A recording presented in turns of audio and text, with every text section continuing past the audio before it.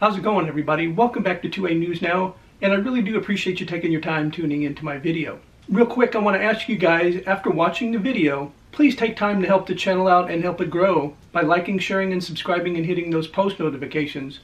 I really would appreciate it. A Chicago politician has came up with the best idea in how to stop gun violence in Chicago. Are you ready for this? Asking gang members not to shoot their guns between 9 a.m. and 9 p.m. It's like a 12-hour ceasefire, so innocent people in Chicago won't get injured or killed. That's all they can come up with to solve this problem. When we talk about how gun control isn't really an answer to violent crime, we tend to point to Chicago. This is a major city in a state with pretty extensive gun control laws and sky-high violent crime rates. And this hasn't been happening just recently. Remember when the great Obama was president for 8 years and Chicago is his hometown? All we heard about violent crime in Chicago at that time as well. It's not a good look for gun control, to be sure. The problem really is that violence is a complex thing with many factors, all contributing to a single horrifying issue. As a result, people are constantly looking for a solution.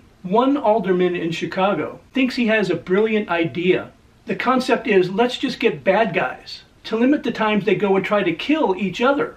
So the Chicago politician and a community group are desperate to slow the city's spiraling crime problem. And instead of adding more police and more people on the gang units, what's their brilliant idea? They're begging for 12 hours in a day where people don't shoot their guns. Alder Maria Haddon, who of course is a Democrat, boosted a proposal by the group, Native Sons Calling for the People's Ordinance, a ceasefire between 9 a.m. and 9 p.m. Protect the youth, no sliding while the sun is out. Reads the all-caps promo titled United for a Safe Summer.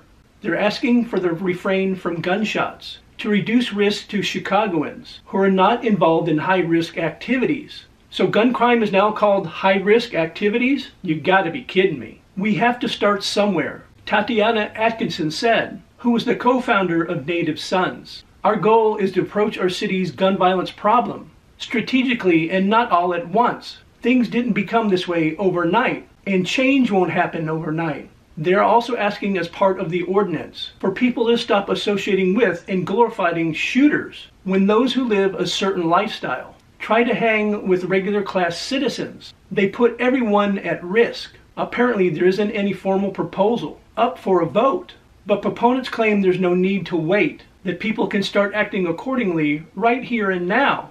They're asking for people to act accordingly, that all they know is violence and crime. They're just not going to stop shooting between 9 a.m. and 9 p.m. because you nicely asked them. I guess everybody gets the comparison when critics say this is very similar to the movie The Purge. After all, you're basically implying it's somehow okay to shoot people between 9 p.m. and 9 a.m., which is kind of the concept behind the popular movie. The difference is The Purge was once a year, and this is every night.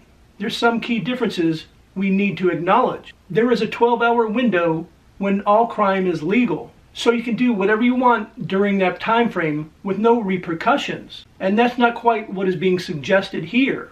But nothing here is likely to accomplish much more than simply asking, pretty please. Like I said at the start, they need to get more police on the streets, get away from defunding the police, get more people on the gang units. Stop electing Democratic politicians. Get rid of the soft on crime district attorneys. Put these violent criminals away and keep them locked up.